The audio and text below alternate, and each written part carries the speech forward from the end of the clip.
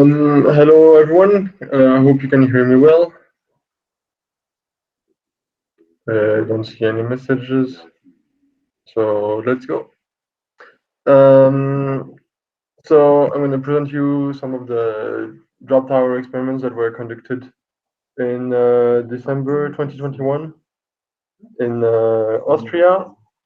So this is using a drop tower setup that is at Walter's place. And you have a picture of the setup on the side. Let's look at a bit more at it in details. So at the top, we have a whale. So the big web lock from the ISA that we use to test webbing to reduce as little as possible the strength of the webbing itself. Then you have here what we test, which is in this case a cross knot film webbing. And here we have a 100-kilogram mass, which is lifted up by this electromagnet, which can be released just by a command. And it drops following the rails. So it drops very straight and it's pretty repeatable. So the load cell that measures this is at the top, and it measures at 2,500 measurements per second.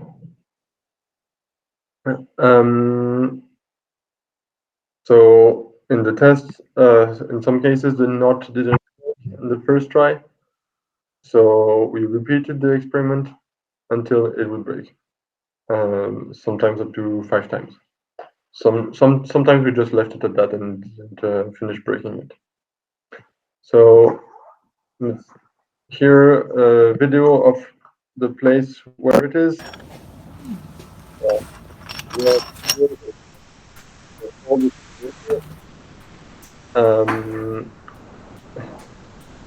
Here is the drop tower, and every test the setup is taking quite a long time, and it's a lot of effort to do all.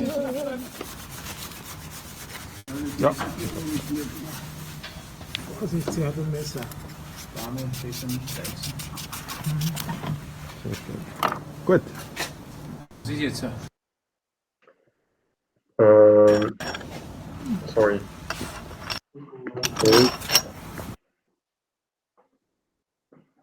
Here in this video, you can see one of the tests in slow motion. 1, 2, 3. So the weight drops, and breaks.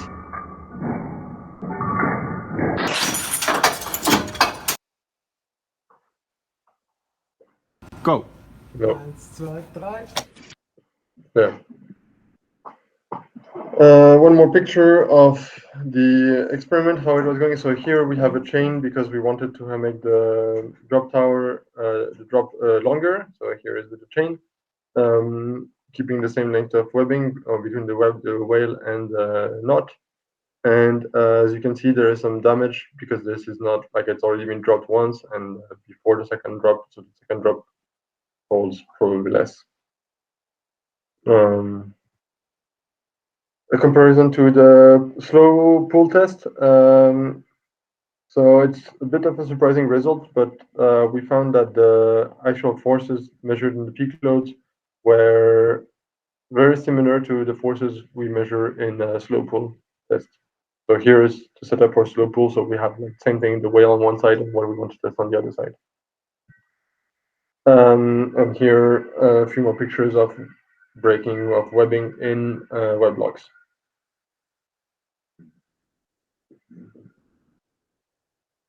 So let's have a first quick look at the results. So what we have here is like the colors correspond to different webbing, and if it's lighter or darker is a web lock or frost knot. So you have on the side you have like what it corresponds to, and sometimes it's not lines. Like the lines are when we repeated the drops, and so you can see that the peak force goes generally higher.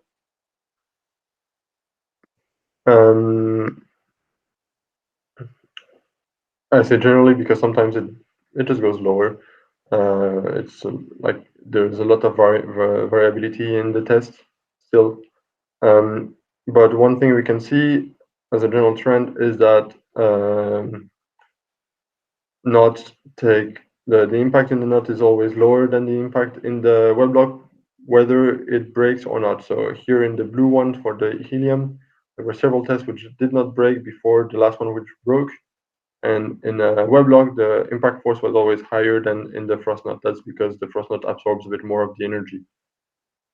Here in the red, sorry, in the red color is dynamite, and in this case, the impact force in the frost knot is much higher and is much lower than the impact force in the web block. So it's just because it broke on the first test, and it's just because it breaks at lower temperature, lower force in the frost knot. Okay, parsec for rainbow webbing, it didn't make much of a difference. Which one in the web block or in the frost knot, and neither broke with this setup. Rainbow is a bit too strong for this.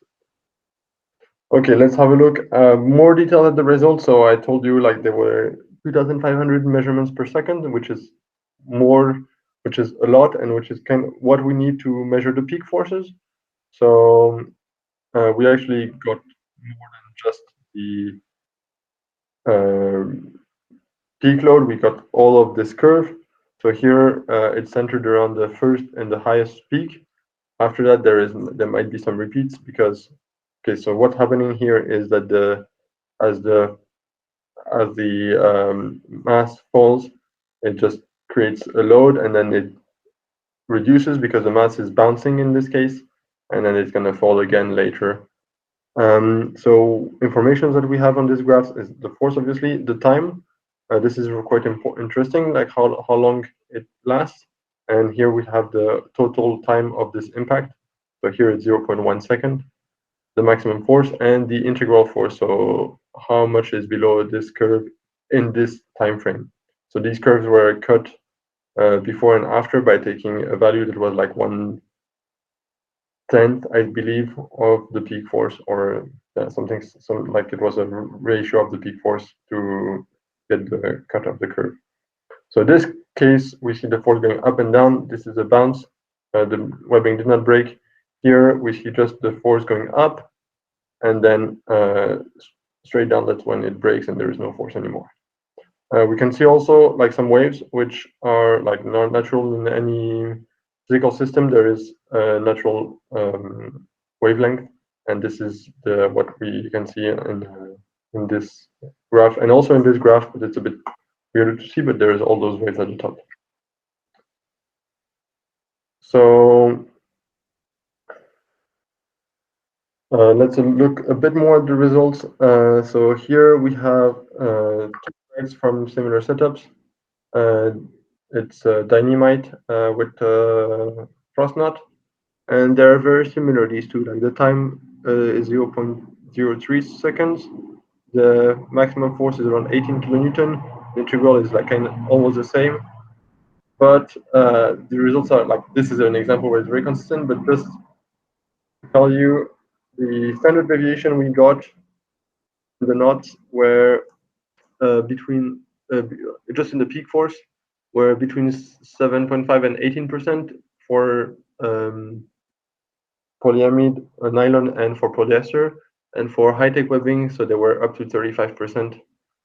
If you compare this to web blocks where the standard deviation are usually below 5%, this can be really huge.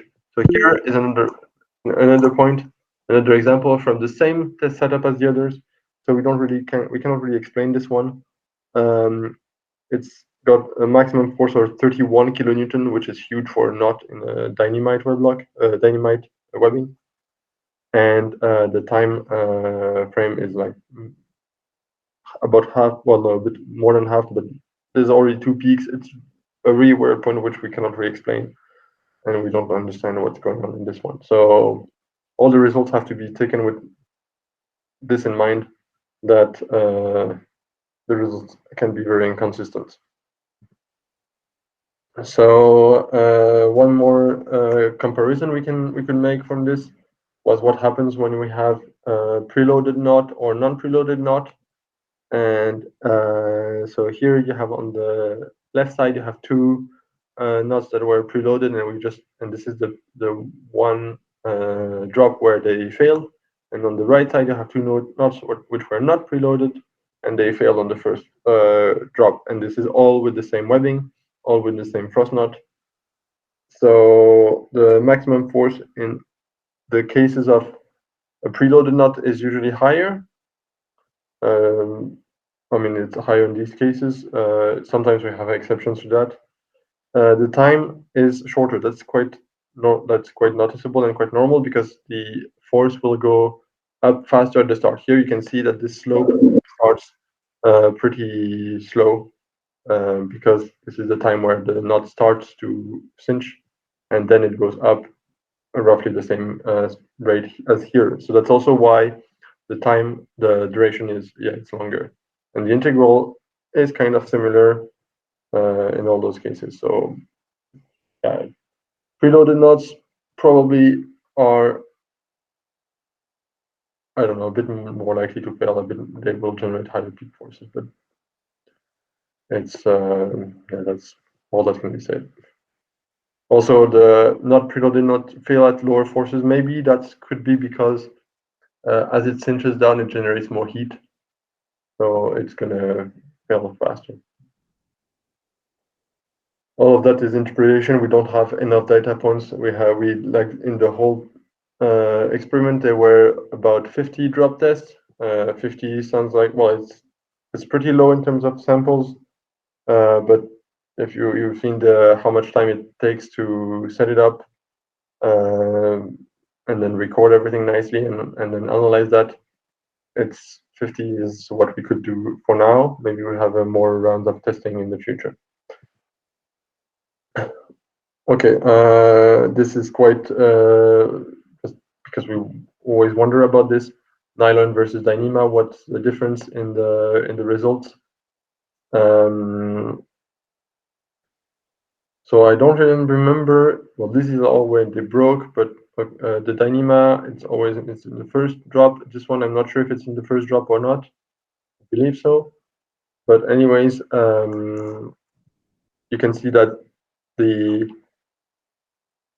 integral, so the energy absorbed by the nylon is higher. The Dyneema broke at 18 kilonewton after a very short time, half of the time of the nylon. So the force goes higher, but the time is shorter. So it just takes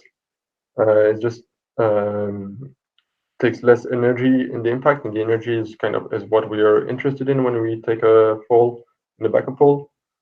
So the Dyneema breaks after a very short peak. I mean, that's kind of normal. The nylon stretches more and the peak is longer. Yeah. So let's look a bit at the takeaways we can have from these experiments.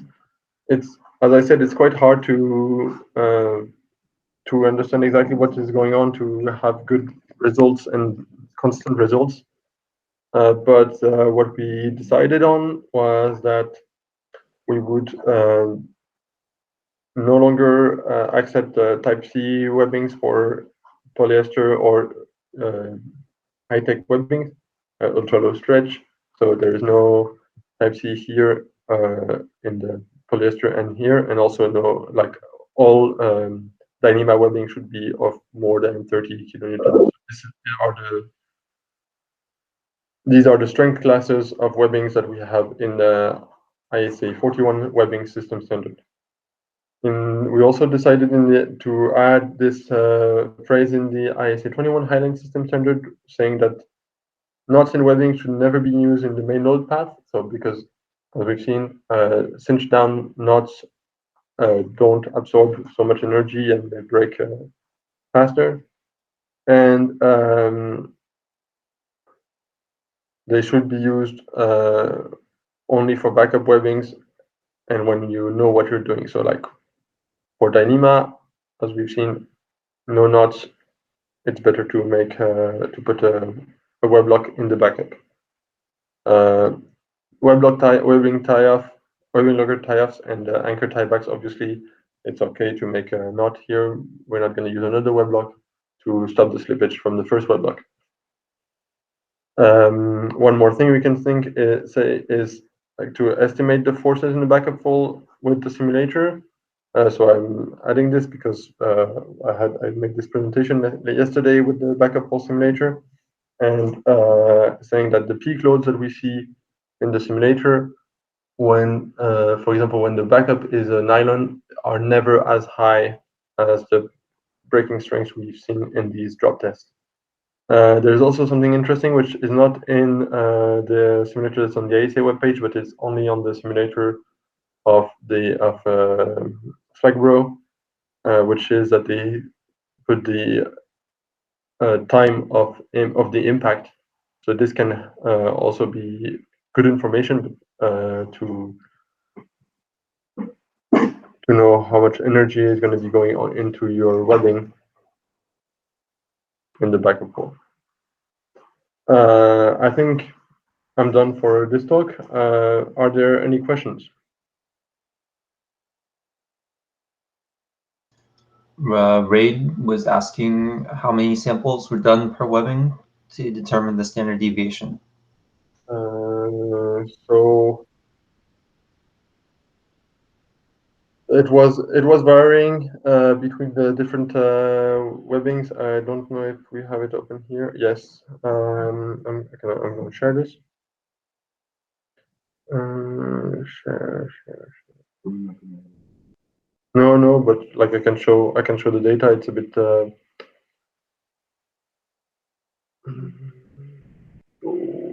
Backup test. Okay, can you all see this? So this is the data we had. So we can see like here, 1A means we dropped it again. 4A, 4B, 4C, this means we dropped it several times. So there is a bunch of samples, but there is also a bunch of different configurations. So here, yeah, this is like it's around a maximum of 4 samples per configuration that was used to determine the standard deviation. Obviously, more tests are better. We also never tested. We also tested only frost knots and not unfinished lines. I expect personally that unfinished line will hold better in the shock load, but it's like yeah, it's not backed up by any experiment at the moment.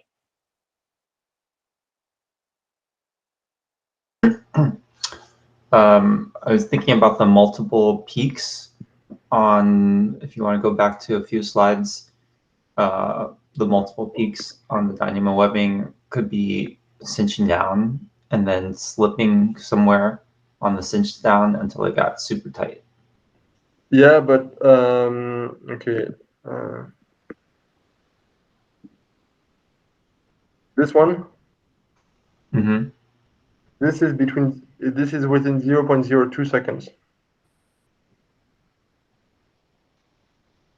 So it's very, very weird. Like the speed of the peak here, it goes to 20 kilonewton. In 0.05 seconds, it goes to 20 kilonewton. 0.005.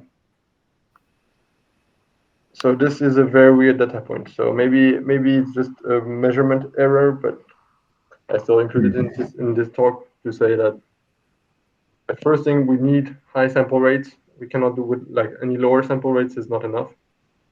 And the sample rates here were 2,500 per second. What if something in the knot broke that didn't affect, like, that it held to that point? That's why it dropped a little bit, and then it was still strong enough because it melted or something, and then it broke at the end. I don't know. It's but like to think it went to more than 30 kilonewton. The others were at 18. So it's just it's super weird, this one. It's hard to tell without a high-speed camera pointed at the knot as well, right? Yeah. Because it could be like a couple strands were more tension than the other strands That in could the be a webbing, good thing. and those held until they broke, and then the whole rest of the webbing held. Yeah, if you had a camera that could do 10,000 frames per second or more, it'd be good. I have one inside the knot. Because you only see what's happening on the outside. Sorry, I just see a comment from Stefan. We see exactly the same behavior in slow pull tests. So what do you mean? Like sometimes there is tests that go up to 30 kilonewton in slow pull of knots?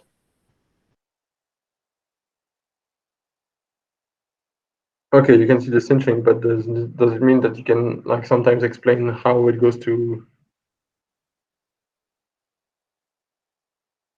Yeah, like the weave of the webbing can affect. So the only thing where we tested two of the similar material, but is like with helium versus a rainbow, but that's also a huge difference in breaking strength to begin with. So it's not really comparable, anyways. We would need to have, we would need to have to be able to make a comparison between like if it's a core mantle or if it's a tubular or if it's a flat wave. We would need to have way more tests. And yeah, this huge deviation. Do you have any guess at whether more complex knots will have a higher variance? More complex knots, you're saying? Yeah.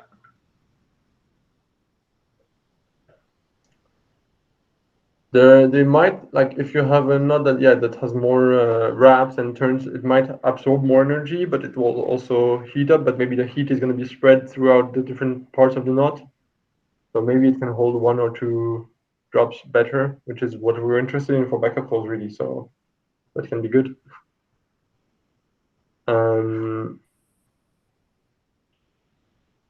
Yeah, I think one of the next things to test would be frost knot versus unfinished 9 versus Frost sleep 8. frost knot as well. Yeah, it could be nice to check to test the Frost 8 as well. Yeah, maybe. Yeah, like just more more in the knot means more to cinch down, and It sounds like maybe there's more variables leading to more variance with more complex knots, right?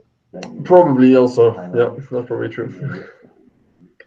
Yeah, so Stefan says that there is some rainbow webbings that go to 25 kilonewton in frost knot and exact same knot breaking at 12 also. So in rainbow 12 kilonewton, wow, that's scary.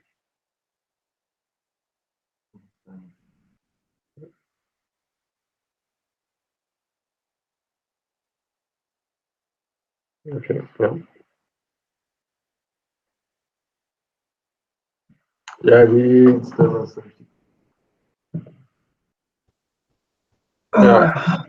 Okay, yeah, Stefan added the comment, yeah, that it's maybe better not to, like sometimes unfinished 9s, they're also a source of failure if they're not tied properly. We have had a case like this, and we had some reports like this. A frost knot well done is easier to check, obviously. In a way, but also the frost knot can be used incorrectly. We saw recently that somebody clipped just the wrong loop in the frost knot. Oh well. And only the Well, wrong in the loop. frost knot you can also clip all 3 loops, and then it's even better. Mm-hmm. If you have the access loop looser.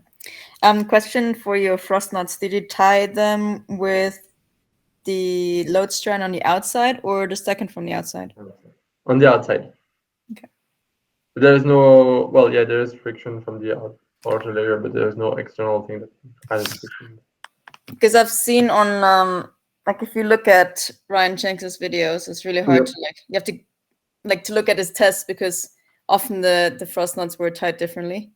Okay. And they were tested 2 against each other in a slow pull test. And I'd say 90% of the time, when I look at them, how they're tied, I can tell which one's going to break first.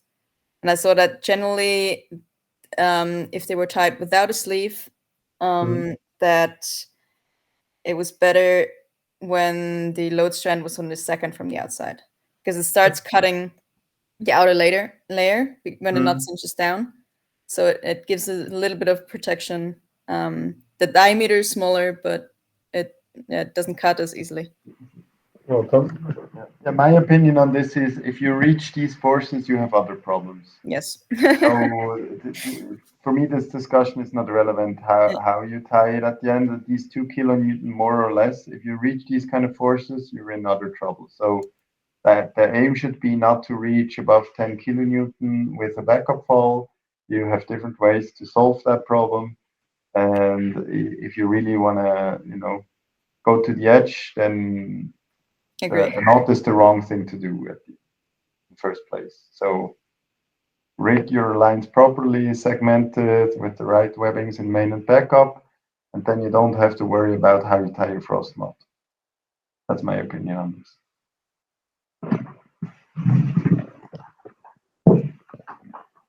Yeah, a good split setup is better than